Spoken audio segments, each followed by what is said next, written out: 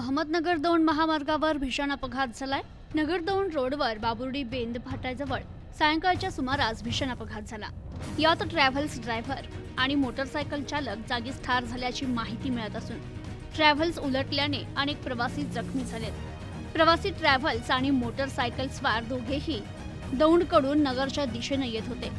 बाबुर्डी घुमट तालुका नगर येथील मोटरसायकल चालक गावी जात असताना बाबुर्डी बेंद फाट्यावरून वाळकी रोडला तो वळाला।